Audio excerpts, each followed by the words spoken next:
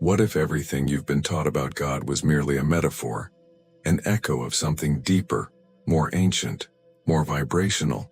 What if the divine isn't a person in the sky, but a frequency, an eternal resonance that sustains, animates, and organizes all things? Imagine a sound you cannot hear with your ears, a pulse beyond your heartbeat, a current that flows not through rivers or wires, but through consciousness itself. It doesn't shout, it hums, subtle, but present in everything, from the spiral of galaxies to the silence between your breaths. Ancient traditions didn't always speak of God as a being. They spoke of the word, the breath, the vibration, the light, primordial forces that preceded language and form. In the Vedas, it was Om. In Genesis, it was the voice that said, "Let there be light." In Hermetic teachings, it was Nous, the divine mind, vibrating through the layers of reality. And in quantum physics, we now know everything is energy, vibrating at different frequencies. So could it be that God is not a name, not a figure, but a frequency, one that you are already connected to, whether you're aware of it or not? In this video, we'll explore this ancient and electrifying idea. We'll dive into spiritual traditions, esoteric teachings, and hidden knowledge passed through symbols and breath. We'll look at how this idea bridges the mystical and the scientific, and what it truly means to align yourself with the divine frequency. Because perhaps the question isn't, is God real? But rather, are you tuned in? Long before the word frequency belonged to the vocabulary of physics, mystics, philosophers, and sages across the world intuited its presence. They didn't have machines to measure vibrations, but they could feel them. They observed the rhythm of the stars, the resonance of sound in sacred spaces, and the effect of certain chants, breaths, or silences on the soul. In Vedic tradition, the universe begins not with light, but with sound, specifically the sound Om. This wasn't just a syllable. Om was considered a living vibration, the primal tone from which all existence unfolded. The Mandukya Upanishad describes Om as the totality of past, present, and future. In other words, it is not just sound, it is the field of being itself. In ancient Egypt, creation was said to arise through the divine speech of the god Thoth. Speaking brought form into existence. Words weren't communication, they were creation. Each tone held power. The Hebrew concept of Ruach Elohim, the breath or wind of God, hovering over the waters before creation, also evokes this unseen vibrational force. In the Gospel of John, the phrase "in the beginning was the Word" echoes this very idea. But the original Greek word for word is logos, which is far more than simple language. Logos meant the underlying order, pattern, or structure of reality, a kind of cosmic intelligence that vibrates behind everything. Later, Hermetic philosophy developed the idea of the all-mind, or nous. The Kybalion, a modern distillation of Hermetic principles, teaches that the all is mind, the universe is mental. But it doesn't stop there. One of its most powerful laws is the law of vibration, which declares that nothing rests, and everything moves, vibrates, and resonates. Mystical Islam, particularly Sufi poetry and practice, is filled with references to divine rhythm, the breath of God, and the music of the soul. Rumi himself said, "Don't get lost in your pain. Know that one day your pain will become your cure. Listen to the music beneath the noise." Even silence in this context was considered a form of sacred vibration. Fast forward to the 20th century. Nikola Tesla declared, "If you want to understand the secrets of the universe, think in terms of energy, frequency, and vibration." Today, quantum field theory confirms that what we perceive as solid matter is, at its core, a dance of energy, waves vibrating in invisible fields. All of this points to one idea, that the universe is not made of things, but of frequencies. And if the divine is present in all things, then God, whatever that means, may be less a person or power, and more a pattern, a pulse, a frequency that underlies and interconnects all life. And so the ancients may not have worshipped in the way we think. Perhaps they were tuning in. If everything is vibration, then every object, every thought, every emotion, even every word carries its own frequency. Your body vibrates, your breath vibrates, your voice resonates through your bones and organs. Your thoughts produce energetic signatures. And when all of these inner movements align, something powerful happens. Coherence, harmony, resonance with a greater field. This is not metaphor. This is measurable. In neuroscience, the brain produces electromagnetic waves, alpha, theta, delta, and gamma frequencies, each corresponding to different states of consciousness. Monks in deep meditation emit high-frequency gamma waves. Singers can shatter glass by matching its resonant frequency. And when two frequencies match, they entrain. They sync, even across distance. So the question becomes, what happens when your internal frequency aligns with the divine one? Let's call this divine frequency the source field, an invisible, intelligent vibration that underlies everything. If God is a frequency, then God is not somewhere else. God is here, right now, not waiting to be summoned, but waiting to be remembered, accessed. Ancient mystery schools taught this not as belief, but as practice. In the Hermetic tradition, raising your vibration was a sacred task. Alchemy wasn't only about transmuting metals. It was about transmuting the self, base emotions into higher states, chaos into order, dissonance into resonance. And the alchemists believed that certain practices, breath control, mantra, visualization, could literally change your vibrational signature. In Hindu yogic systems, the chakras are said to spin with specific frequencies. When balanced, they act like tuning forks, harmonizing your body with the cosmic rhythm. Each chakra is associated with a bija mantra, a seed sound. These are not just poetic, they are frequencies encoded in sound. Chanting them literally tunes the subtle body. In Kabbalah, the ineffable name of God, Yhwh, is considered unpronounceable, not just out of reverence, but because it is not a name. It's a vibration. Some mystics believe it represents the breath itself.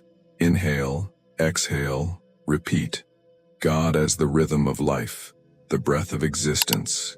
And now, in modern energy healing systems, Reiki, biofield therapy, sound healing, we return to these ancient truths through science.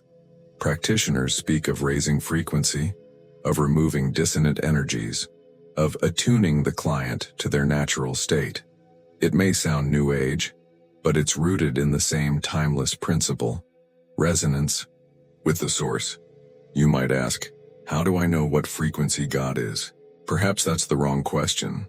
Perhaps it's not a number to be measured, but a state to be felt, a stillness, a subtle awareness, a moment when your mind quiets, and you feel connected to something vast, intelligent, and loving, without form, without language, but deeply real, not out there, in here.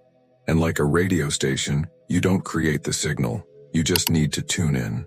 If God is a frequency, then every sacred tradition becomes a manual for tuning. The practices that seem outwardly different, chanting, prayer, silence, fasting, breathwork, all share one hidden purpose: to help you resonate with the divine. Let's revisit the concept of resonance.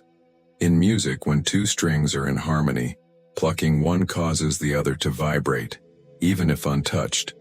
This is called sympathetic resonance. Your body, mind, and spirit respond the same way. When you come into contact with high-frequency energy, be it a sacred space, a mantra, a person aligned with deep presence, you begin to vibrate differently. And here's the secret mystics knew: you become what you resonate with. That's why spiritual transformation has less to do with belief and more to do with vibrational proximity. You don't believe your way into divinity. You tune into it, slowly, intentionally, like adjusting the dial of a subtle radio until the static fades and the signal becomes clear. Let's go deeper. Sacred architecture around the world was built with frequency in mind. Egyptian temples, Gothic cathedrals, even ancient stone chambers in Ireland and Malta, all amplify sound in specific ways.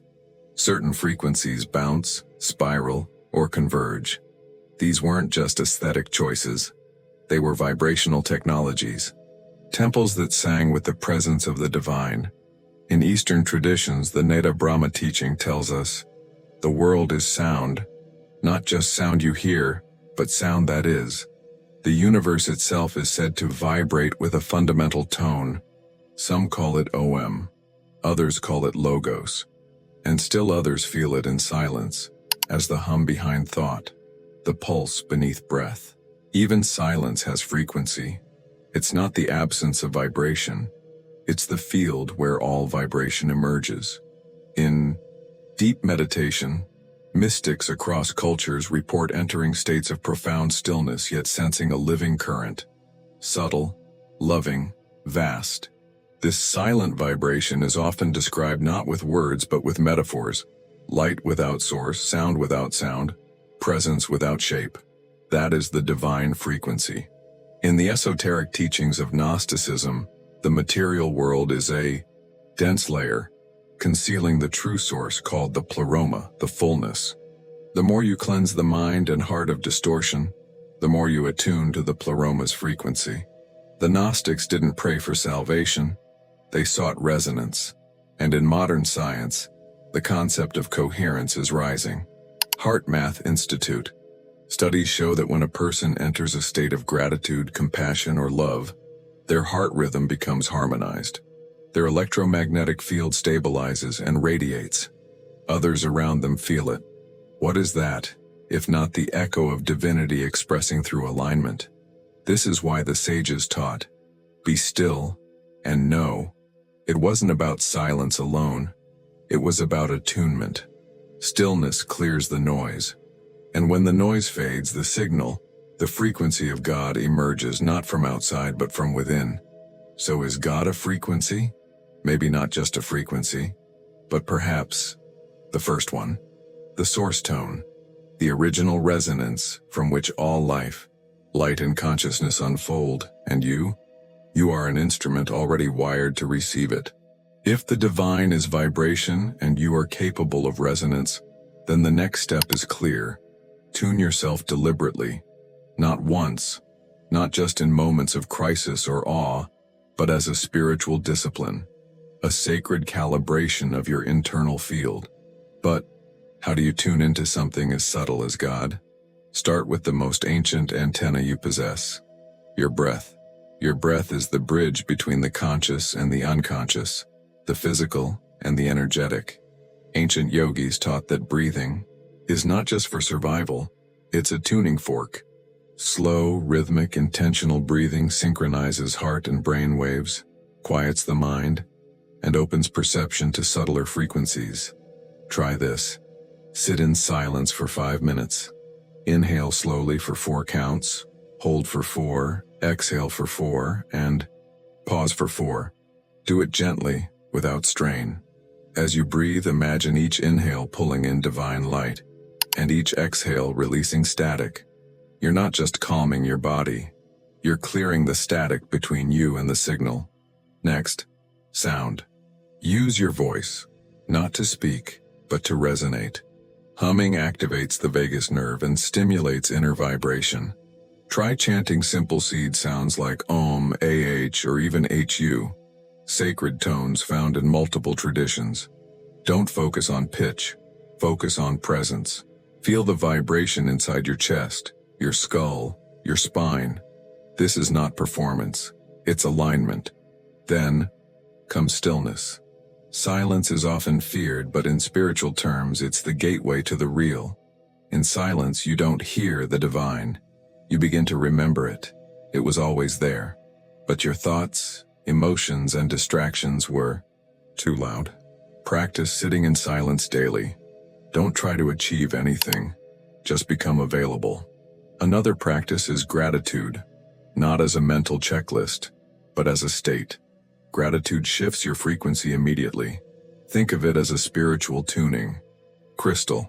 It harmonizes you with the frequency of abundance, love, and divine presence. Speak your thanks out loud, even to the unseen, especially to the unseen. You can also bring awareness to your environmental frequency. Music, light, colors, words, and even people affect your vibration. Choose what supports your resonance. Create sacred space. Burn incense or essential oils like frankincense or sandalwood, resins known for their high vibrational fields. Use symbols that carry meaning for you, geometric patterns, ancient scripts, or icons that remind you of the greater field. And finally, treat every action as vibration. The way you walk, speak, cook, touch, and think. It all emits frequency. Live with intention. Move as if each step hums with connection. Speak as if your words are spells. Eat as if your food is light in solid form. The divine is not far. It's encoded in how you live, not what you believe. Because if God is a frequency, then devotion is not only prayer, it's resonance. And your life? It's the instrument. So does God a frequency? Maybe not in the way science defines frequency, not as a number or a waveform on a chart, but in the way mystics, poets, and sages have always sensed the divine, not as an object to be worshipped, but as a presence, to be attuned to, a pulse behind reality, a rhythm that sings through your breath, your thoughts, your silence. The divine is not confined to temples or books. It echoes in your heartbeat. It vibrates in every atom. It calls to you in still moments and quiet thoughts, not with words, but with energy. And when you finally listen, not with ears, but with awareness, you begin to resonate. You begin to remember. The most sacred truth may be this: you don't need to go anywhere to find God. You only need to tune in. Throughout time, the most powerful spiritual teachings weren't always spoken. They were felt. They were passed in silence, through presence, through the subtle shift that happens when one being, vibrating in truth, stands before another.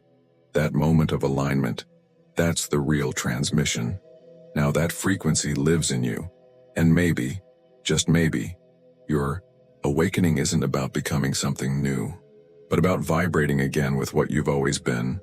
A note in the song, a wave in the field, a frequency in the great divine. So don't just wonder about God. Listen, breathe, align, and allow yourself to become the resonance you were always meant to be. If this truth resonated with you, remember to subscribe and explore more ancient teachings and esoteric wisdom here on the channel. Let your presence become a tuning fork for others, and keep listening, because the divine is still humming within you.